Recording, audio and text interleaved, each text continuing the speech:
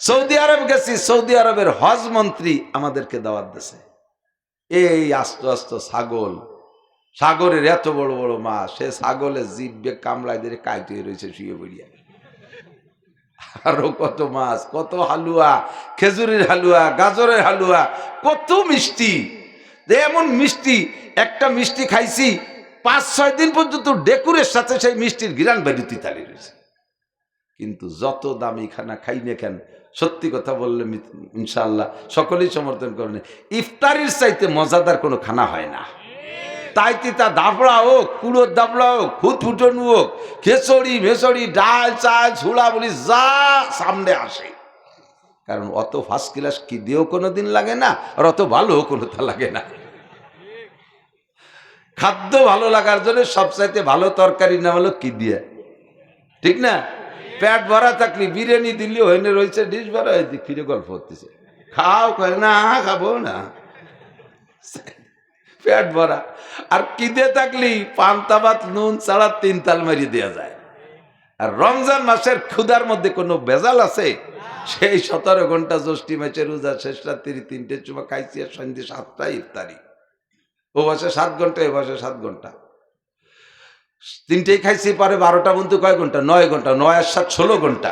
16 ঘন্টা জ্যৈষ্ঠী মাসে খরার ভিতরে পিএসটিএস ইত্যাদি ইত্যাদি করি টরি এসে ইফতারি দিয়ে বসলি। ইমাম সাহেব হুজুর কত বাজে দেন দি? কাজে আর 1.5 মিনিট আছে, আপনার গড়ি নষ্ট। সে আসরের বারেতে করছেন 1.5 মিনিট আছে, আসরের বারেতে বলে করছেন 1.5 মিনিটে, এই খাবো এই খাবো। লাস্টের টাইমই বসছেন মোটে, তারপরে সুলাম পিএজি এক খাত দৌড়িয়ে শুয়ে দেখতেছে, আল্লাহকে এই মাইরি দিল রে। ফেরেশতারা কাল্লা জম্মের কেটি গো, খাবে না আজার না হয়। এই যে খাবো খাবো খাবো খাবো বাপ, আর এরপরে লুকমা কোন তো কেমন লাগে। তো হযরত আলী বলেন গরমকালের রোজারে এজন্য চয়েস করি যে গরমকালের রোজায় কষ্ট বেশি হয়, ইফতারিতে মজাও বেশি হয়, ঠিক না? কাজেই সামনে তো এত গরম আসবে না, আমাকে আর 1 মাস পর রোজা আসতেছে, শীতও হালকা হালকা থেকে যাবে, দিন খুব একটা বড় হবে না, আমরা এবার সব রোজা রাখবো, দিন ছোট হোক আর বড় হোক। বাংলার জমিনে সবচেয়ে বড় দিনও রোজা রাখছি, সবচেয়ে ছোট দিনও পাইছি, সবচেয়ে ছোট দিনও রোজা রাখছি, সবচেয়ে বড় দিনও পাইছি। দোয়া করি যেন জিন্দেগিতে এরকম 2-1 চক্কর যেন পাই, কনা আমিন। তা অবশ্য পাবো না, তবু লোভ তো করতে অসুবিধে নেই। তো কি বলতে যে অনেক দিক সরে চলে আসি। আমাদের জীবন গড়ার সংবিধান বইয়ের নাম কি? আল কোরআন। জোরে বলেন কি?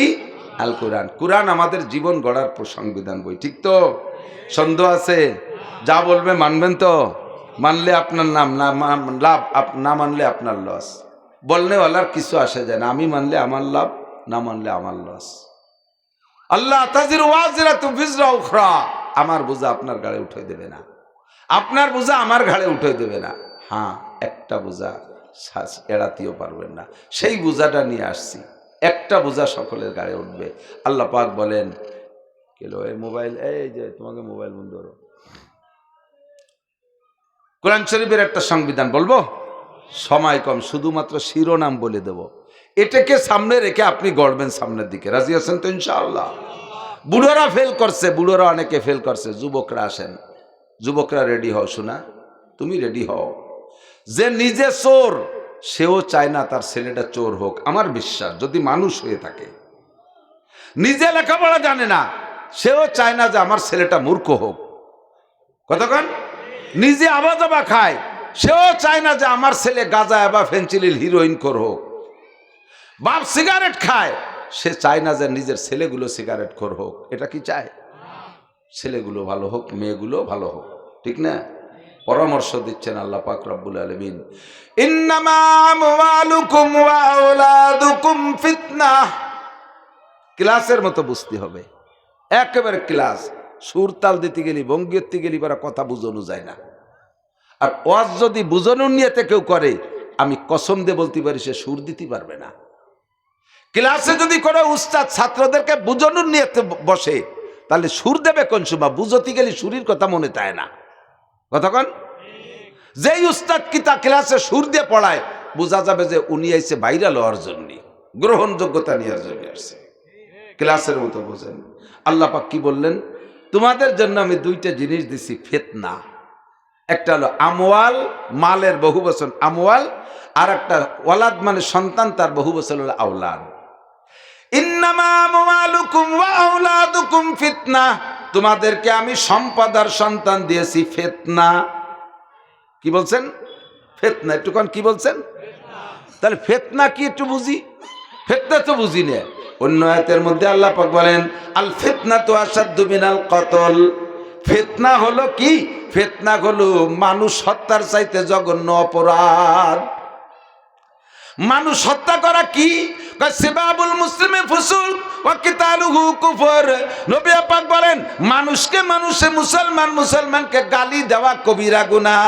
এই কবিরা গুনাহ যে রেগুলার করে ওকে বলা হয় ফাসিক। কবিরা গুনাহ করা হলো ফুসুক, আর এই ফুসুক যে করে তারে কয় ফাসিক। আর ফাসিকের নতিজা হলো, ফাসিকের ফয়সালা হলো, যদি কোনো ব্যক্তি ফাসিক বলে আমরা চিনতে পারি, ফাসিককে সালাম দেওয়া জায়েজ নাই। ফাসিককে সালাম দেওয়া জায়েজ নাই, অথচ সালাম দেওয়া ছিল ওয়াজিব। ফাসিককে সালাম দেওয়া জায়েজ নাই। কথা কি বোঝা যাচ্ছে? যে লোকটা রেগুলার কবিরা গুনাহ করে ওই লোকটা ফাসিক, ফাসিককে সালাম দেওয়া জায়েজ নাই। এবার ফাসিক যদি আপনারে সালাম দেয়, সালামের উত্তর দেওয়া তো ছিল ওয়াজিব, সালাম দেওয়া ছিল সুন্নাত, উত্তর দেওয়া ছিল ওয়াজিব। ফাসিককে সালাম দেওয়া জায়েজ নাই, এই জায়গা সুন্নত রহিত হয়ে গেল। এবার ফাসিক যদি আপনারে সালাম দেয়, তার উত্তর না দিলে আপনার গুনাহ হবে না, ওয়াজিব হবে। ওয়াজিব ছিল উত্তর দেওয়া, কিন্তু ফাসিকের সালামের উত্তর না দিলে গুনাহ হবে না। ফাসিক কাকে বলে? যে লোকটা বুঝে বুঝে কবিরা গুনাহ করে। এক নম্বরে আল্লাহর সাথে শিরিক করা কবিরা গুনাহ, দুই নম্বরে আল্লাহর নিয়ামতের কুফরি করা কবিরা গুনাহ, তিন নম্বরে বেদাত করা কবিরা গুনাহ, চার নম্বরে নামাজ না পড়া কবিরা গুনাহ।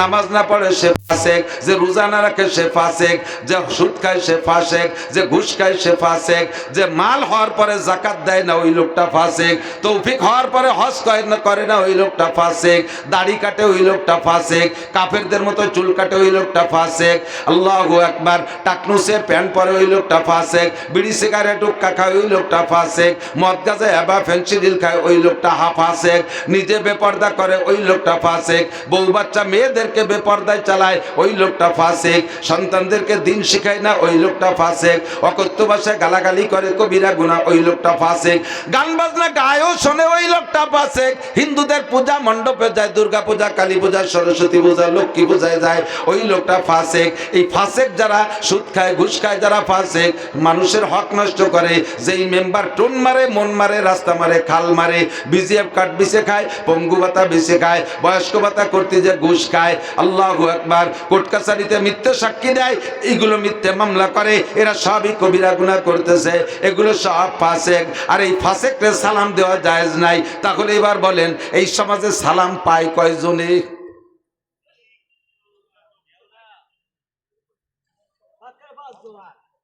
শতকরা কোনো জোর নাই কাকা,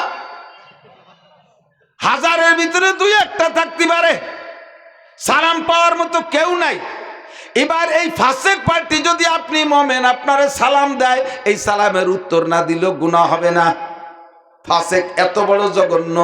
আল্লাহ নবী বলেন সিবাবুল মুসলিমে ফুসুক, মুসলমানরে মুসলমান গালি দেওয়া কবিরা গুনাহ, ফিসকি কারবার, এই যে করে সে ফাসিক। আর কি? ওয়া কিতালুহু কুফর, মুসলমানকে দুনিয়ার তুচ্ছ বিষয় নিয়ে, সামান্য কিছু নিয়ে একে অপরকে হত্যা করে ফেলে, মানুষকে মানুষে হত্যা করা কুফরি গুনাহ, ওর দ্বারাও কাফের হয়ে যায়। তাহলে আসেন এবার যেই গুনার দ্বারা মানুষ কাফের হওয়ার সম্ভাবনা, সেইটার নাম হলো কতল।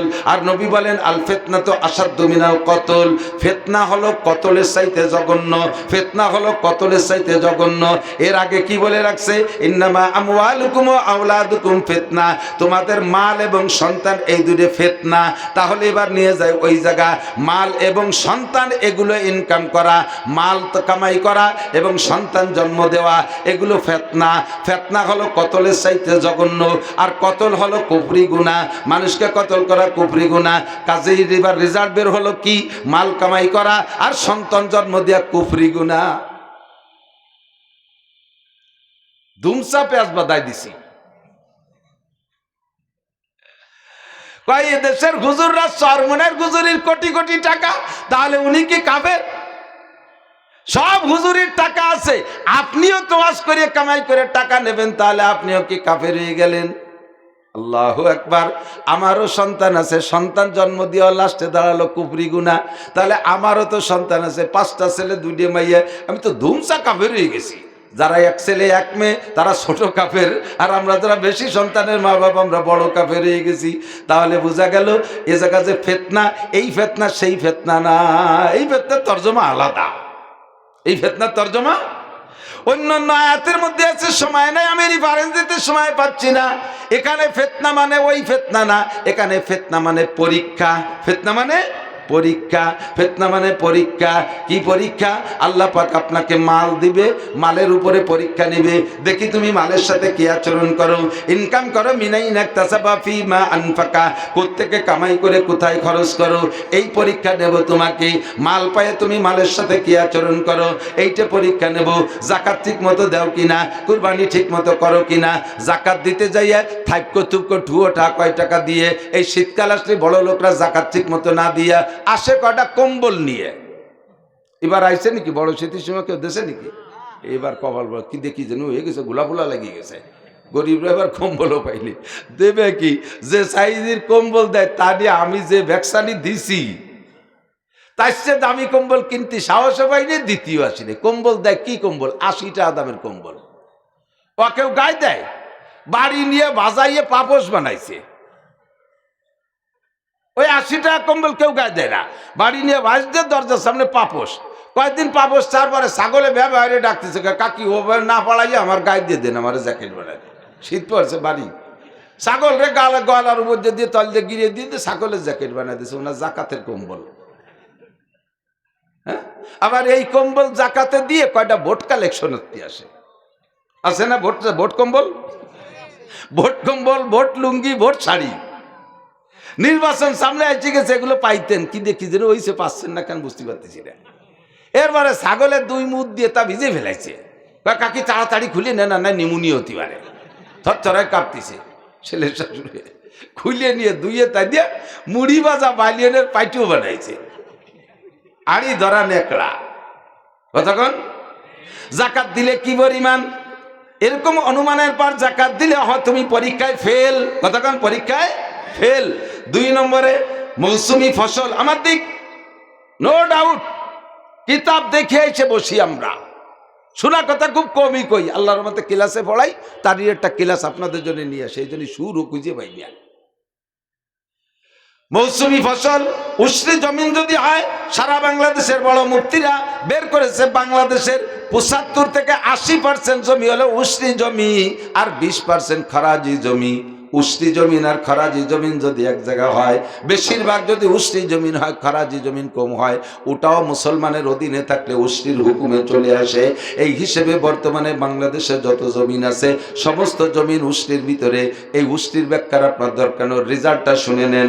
জমিন যদি উষ্ণি হয়, তার থেকে যে উৎপন্ন ফসল হবে ও যদি 1 কেজিও পান, আমার দিক 1 কেজিও পান, ওই পুরো কেজি ধরে আপনার জন্য হালাল না।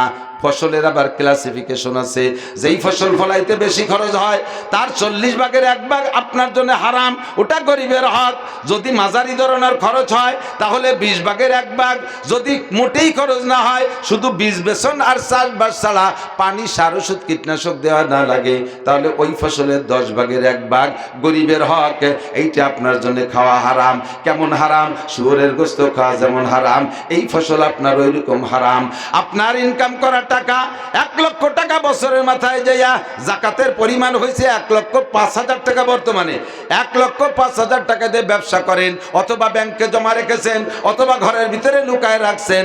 এই 1 লক্ষ টাকা বাদে আপনার সংসারের সব খরচ বড় শেষ হয়ে গেছে, সব চলে গেছে।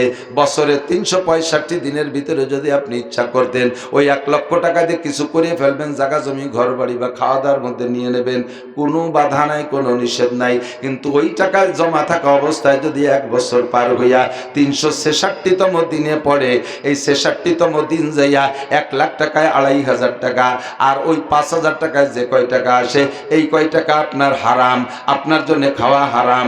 ওই টাকা বের করার আগে আপনার ওই বাকি যে টাকা আছে ও টাকাও ব্যবহার করতে পারবেন না, কারণ ওই 2.5% প্রত্যেক টাকা পয়সার মধ্যে ঢুকানো আছে, পয়সার মধ্যে ঢুকানো আছে। একটা টাকা থেকে 2.5 পয়সা আপনার ব্যবহার করা হারাম, ওই টাকাটা গরিবের হক। স্বর্ণ আছে ঘরে 7.5 ভরি, মহিলা খালি অর্ডার দেয়, এটা বানাও ওটা বানাও সেটা বানাও।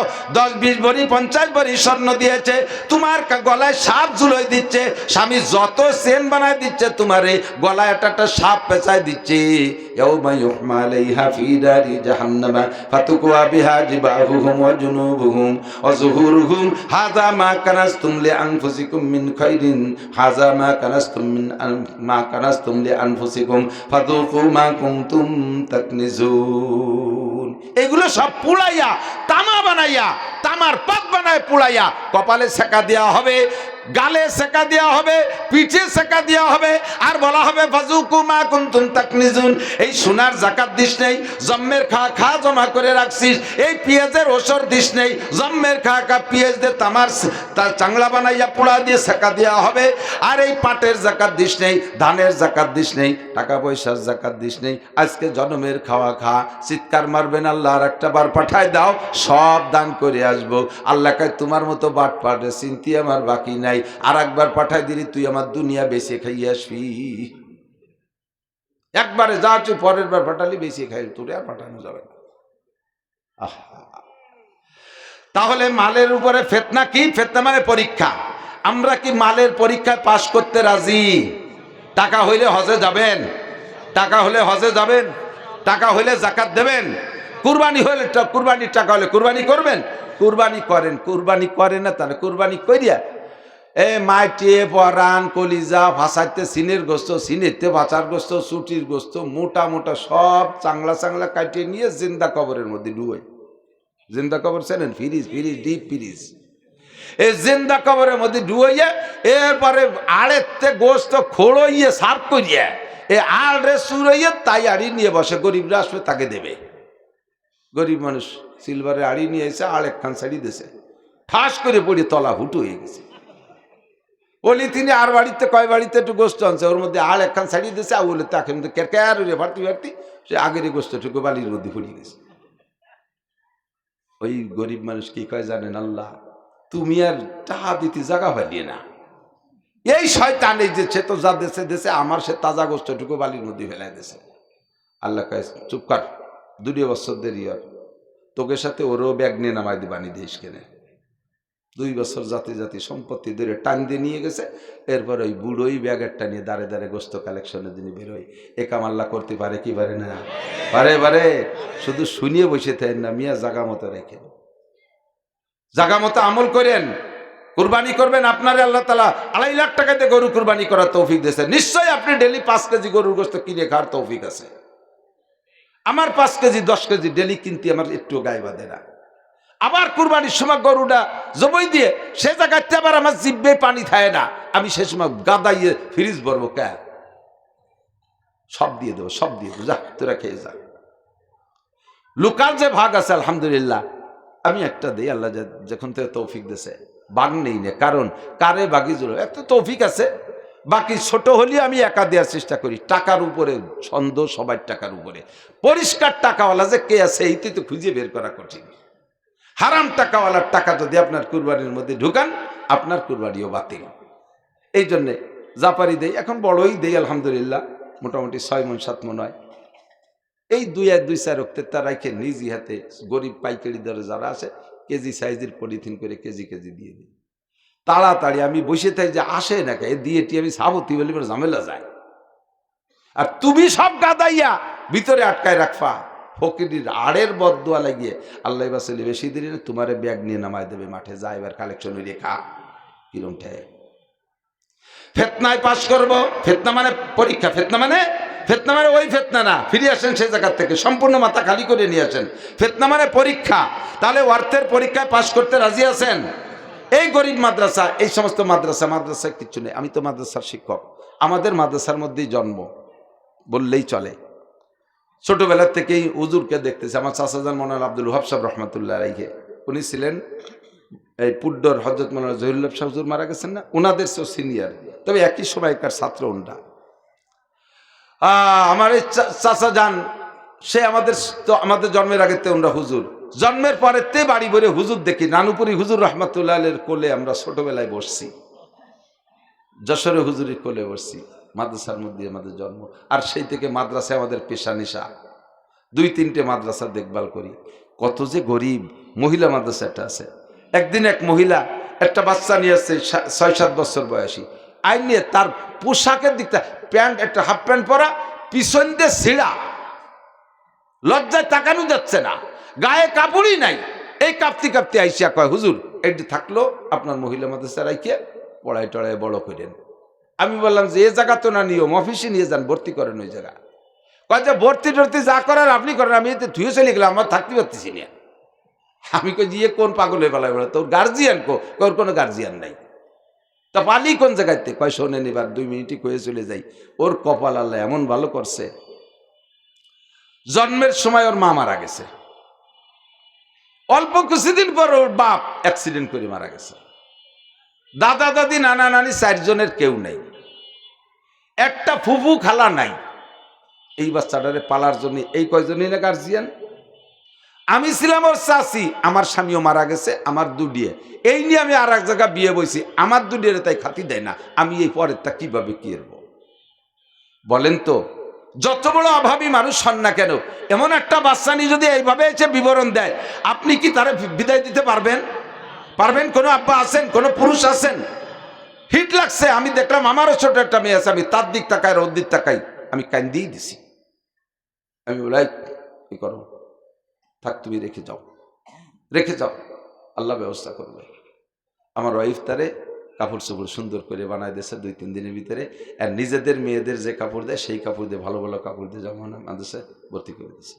ছুটি হইলে, ঈদের ছুটি, বাড়ি যায় না, নাই তো ঘুরে ফিরে আসে, কয় কাকি আমাকে ছুটি হয়েছে, আমি কোন জায়গা যাবো, কোন তো কিরম লাগে, এ সহ্য করা যায় নাকি? তালবি আলিম, পুরুষ তালবি আলিম এরকম কতগুলো আছে, ছুটি হইলে ওই টিরাংটা পাইতে হাঁটুর মধ্যে মাথা দিয়ে চোখের বালি বেলায় কান্দে, বাবা বাড়ি যাবো না, কোথায় যাবো, জায়গা নেই, থাক মাদ্রাসায়, গোস্ত খাবি, বাড়ি যা খাইতে তার চেয়ে বেশি খাবি, সিমায় হাড়ি ভরে পাকায় রেখে দিচ্ছি, খা, কোরআন ভরে খা। এই গরিবগুলো, এই অসহায়গুলো, এই এতিমগুলোকে পালার জন্য কেউ নাই। এক শ্রেণীর কুলাঙ্গার কওমি মাদ্রাসার উপরে হিংসা করে আর সমালোচনা করে, আরে কওমি মাদ্রাসায় আবাসিক এই সমস্ত এতিমদেরকে জায়গা দেওয়া হয়, তোর আর কোন জায়গাতে এরকম এতিমদেরকে জায়গা? এদেরকে এখানে রেখে লাইলে পাইলে বড় করে কত মেয়ে যে আমরা বিবাহ শাদী করে দিচ্ছি, আমরাই তাদের অভিভাবক, তাদের মা বাবা হয়ে আছি। এই ব্যবস্থাটা এখানে আছে। আমরা হুজুরকে কি আছে কন, আমি ওয়াজ করে 2 পয়সা পাই, কয় হুজুর এরকম আছে? অধিকাংশ গরিব পালবে তো আপনাদের টাকা দিয়ে। আল্লাহ পাক আমাকে মাল দেছে, এই মালের উপরে আমি পরীক্ষা নিচ্ছে, পরীক্ষায় যেন ফেল না করি। কথা অনেক বলা দরকার ছিল।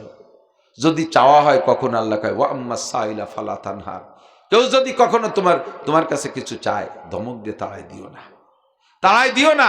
তুমিও কিন্তু কেউ না কেউ কাছে চাইয়ে খাওয়া লাগবে, তোমারও কেউ না কেউ কাছে চাইয়ে খাওয়া লাগবে। তুমি যদি আজকে একজনের ধমক দিয়ে তাড়াই দাও, তুমি যার কাছে চাবা সেও তোমার গলা ধাক্কায় তাড়াই দেবে, বুঝবা কেমন লাগে।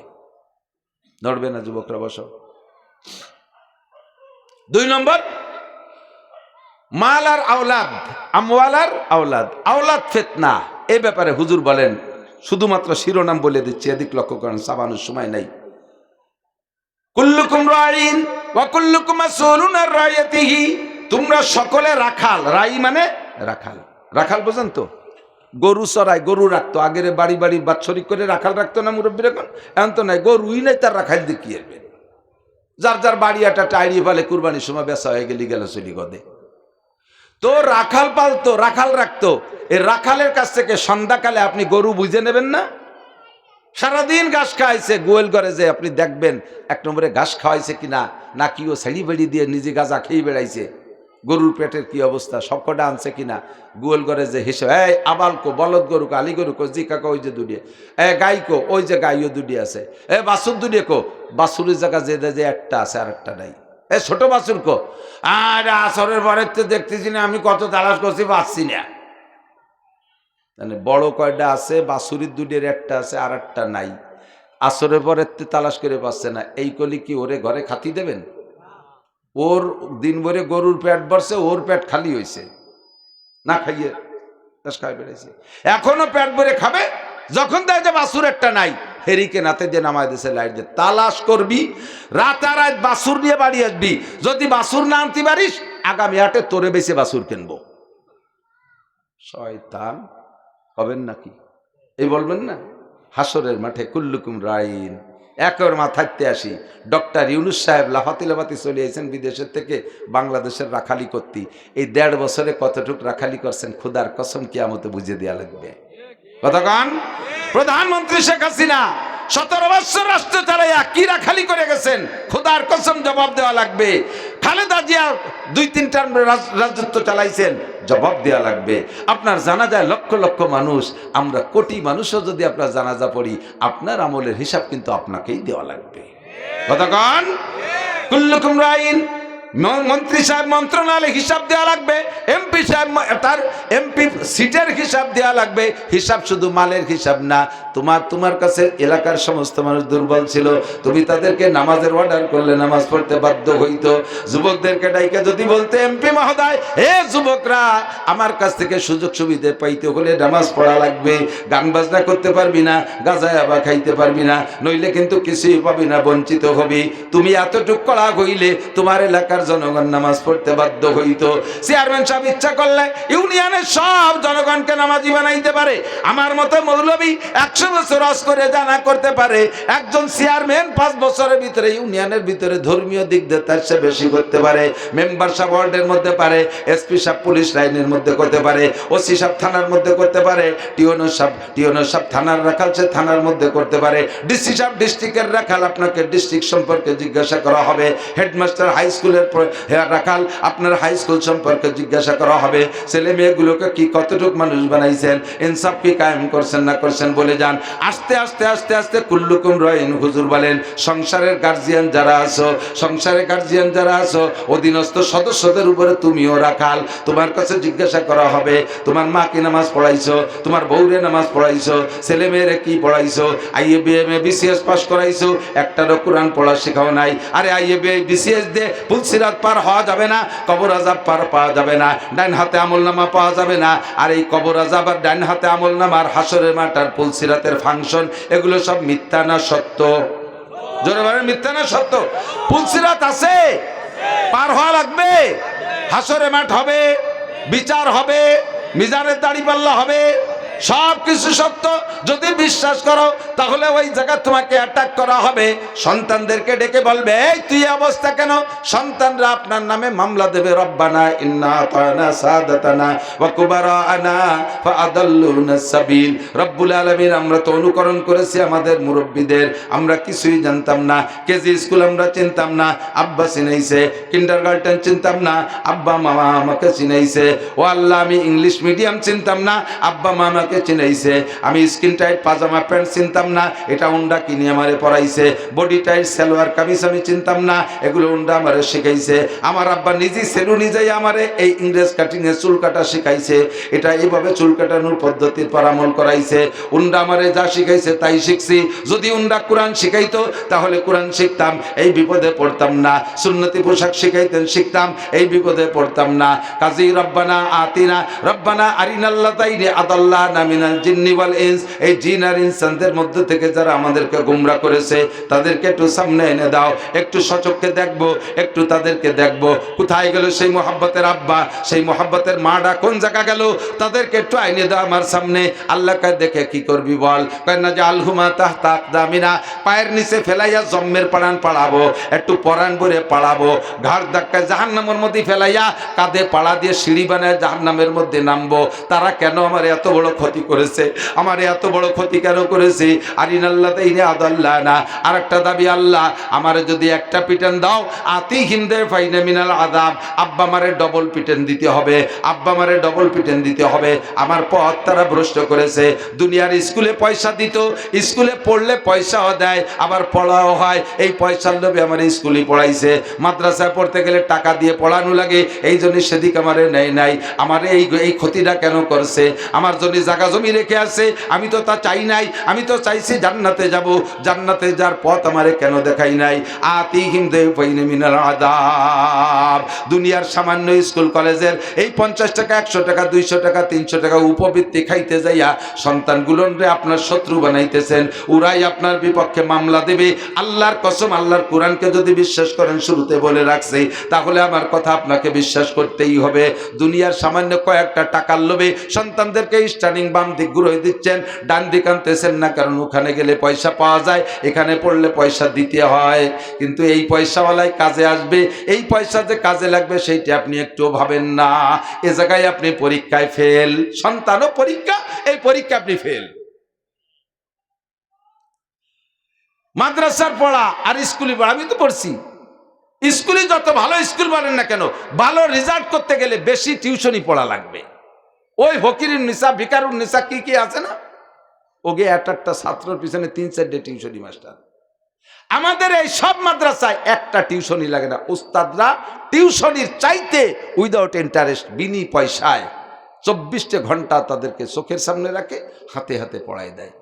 আমি চ্যালেঞ্জ করব, আনেন ক্লাস 5-এর, কেজি বলেন, কিন্ডারগার্টেন বলেন, প্রাইমারি বলেন, আনেন ক্লাস 5-এর ছাত্র আর আমাদের এই নুরানি মাদ্রাসার ছোট্ট ছোট্ট 3 বছর পড়া বাচ্চাদের সাথে সর্বদিক দিয়ে প্রতিযোগিতা, সর্বদিক দিয়ে। হাতের লেখা IMB এর ছেলেরা এদের সাথে পারবে না। বাংলা, ইংরেজি, আরবি, আরবিতে আমি ভালো লেখক, আমি আরবিতে আমার হাতের লেখা খুবই সুন্দর, আমি তাই এই নুরানি বাচ্চাদের সাথে লিখে পারি না। যেমন দ্রুত তেমন সুন্দর, সাথে সাথে কোরআনটা শুদ্ধ করে পড়া শিখতেছে, সাথে সাথে 60টে মাসআলা নামাজের সব শিখতেছে, 40টে হাদিস, 60টে হাদিস তরজমা সহ শিখতেছে। ছেলে হলে জানাজার নামাজের ইমামতি করা শিখতেছে। ও যদি IBMও পারে, পাস করে, তবু আপনার জানাজার ইমামতি করতে পারবে। পড়ান পরে, এখান থেকে পড়ায় পরে স্কুল কলেজে পড়ান, দোষ নাই, কিন্তু এই প্রাথমিক শিক্ষাটা এখান থেকে দিয়ে নিলে এই সন্তানগুলো আপনার জন্য ইমাম হবে, জানাজার ইমাম হবে। কিয়ামতে ও জান্নাতি হবে, আপনারা আরও সুপারিশ করে জান্নাতে নেবে। কোরআন পড়া শিখবে, আপনার জন্য মতির মেম্বার আর নূরের পাগড়ি কামাই করে দিল সে। টাকা পয়সা তো দেবেনই দেবেন, সাথে আগে দেব সন্তানদেরকে। আমি আলেম হয়ে ঠগি নাই, আমি নিজে শকর আদায় করতে গিয়ে বলি অহংকার না। আমার গোপালগঞ্জ জেলার ভিতরে প্রধানমন্ত্রী শেখ হাসিনা বাদে বাকি যত জেনারেল শিক্ষিত আছে, আপনারা বলেন আমার চাইতে পরিচিত কেউ আছে? মন্ত্রী MP একজন হলিবার ওই রাজনীতিবিদরা চেনে, পাইকারি দরে সাধারণ পাবলিক কয়জনে চেনে? পুলিশের বড় বড় অফিসার, আর্মির বড় বড় অফিসার কয়জন চেনেন? আর আমার সারা বাংলাদেশে যে কোনো জায়গা গেলি মৌলানা নাসির চেনে। এই অর্জনটা তো আমি তো জেনারেল দিয়ে করিনি, এটা আমি কোরআন দিয়ে করছি। আমি যদি জেনারেল উচ্চ শিক্ষিত হইতাম, আমি এই অর্জনটা করতে পারতাম না। আমার সে বহুত বড় বড় পণ্ডিত রয়ে গেছে, ঢাকা বিশ্ববিদ্যালয়ের টিচার রয়েছে, বড় হাইকোর্টের বিচারক রয়েছে, পুলিশের বড় বড় অফিসার এরা রয়েছে। কয়জনে চেনে তাকে? আল্লাহর রহমতে আমার চেনে, এবং বদনামের সাথে চেনে না। আপনি শুধু বাড়ি ফরিদপুর, তাও বলবেন, দূরে যায় সিলেট যে বলবে আমার বাড়ি ফরিদপুর, গোপালগঞ্জ কাছাকাছি নাকি? জি। নাসির সাহেবরে চেনে না? হুজুর, আমরা তো হুজুরি আসলে আমাদের একই জায়গা, আপনার 1 কাপ চা ফিরিয়ে খাওয়াবে, এই নামের উপরে। এইটুকু আমি অর্জন করতে পারছি। আপনার ছেলেরা আলেম বানান, ঠকবেন না, না খাইও মরবে না। অভাবের দিন শেষ হয়ে গেছে, দিন শিখান। আমরা সন্তানদেরকে মাদ্রাসায় দিয়ে দিন শিখাবো তো ইনশাআল্লাহ। ওদেরকে আমাদের শত্রু বানাবো না, ওরা আমাদের পক্ষে কাজ করুক, ওরা আমরা পরীক্ষায় যেন ফেল না করি, আমাদের সন্তানদেরকে দিন শিখাবো। রাজি আছেন তো ইনশাআল্লাহ? একটু আল্লাহকে হাত দেখাবেন, কার কার সন্তানদেরকে মাদ্রাসায় দিয়ে নিয়ত করেছেন? মাদ্রাসায় প্রাথমিক নুরানি শিক্ষাটা ঈদ করান, তাতেও ঠকবেন না, নুরানি শিক্ষা, ঠিক আছে তো ইনশাআল্লাহ? আল্লাহ কবুল। বুড়োরা যাদের ছেলে মেয়ে বেরেক হয়ে গেছে, আপনাকে দেওয়ার মতো তা নাই, নাতি ফুতি তো আছে, ওরই একটা ফুলাইয়া পাম্পট্টি দিয়ে দেবেন, সে আপনার জানাজার ইমামতি করবে। আপনার জানাজার ইমামতি কাবার ইমাম সাহেব করলে যে দাম, আপনার সন্তান বা আপনার নাতি নাতনিতে করলে তার চাইতে বেশি দাম আল্লাহর কাছে। একটা জানাজার ইমাম বানায় যান। রাজি আছেন তো? আর সময় দিতে পারতেছি না, অল্পক্ষণের ভিতরে আমি এই কথাটা শেষ করার আগে, মৌলানা ইমরান সাহেব নিয়ে আসেন, আমি শেষ করার আগে যদি কেউ উঠে যায়, তাহলে বুঝবে যে ওই লোকটাই মাদ্রাসার বিপক্ষের লোক। এই কোনো মতে আমার ওয়াজ শুনতে ভালো লাগে বললে দায়িত্বে বসেছিল, এখন এই যে সময় মতো চলে যাচ্ছে, মাদ্রাসার পরম শত্রু আমি ডাইয়ে দেওয়াবো যে এই যে দুটি যায়। আশা করি কেউ যাবেন না। অল্পক্ষণের ভিতরে মাদ্রাসায় বেশি টাকা লাগবে না, আপনি এখন থেকে নিয়ে রমজানের আগ পর্যন্ত 1 মাসের ভিতরে 1000 টাকা আল্লাহর হস্তে ওই সেই এতিম বাচ্চাদের দিকে লক্ষ্য করে, গরিবদের দিকে লক্ষ্য করে আপনি 1000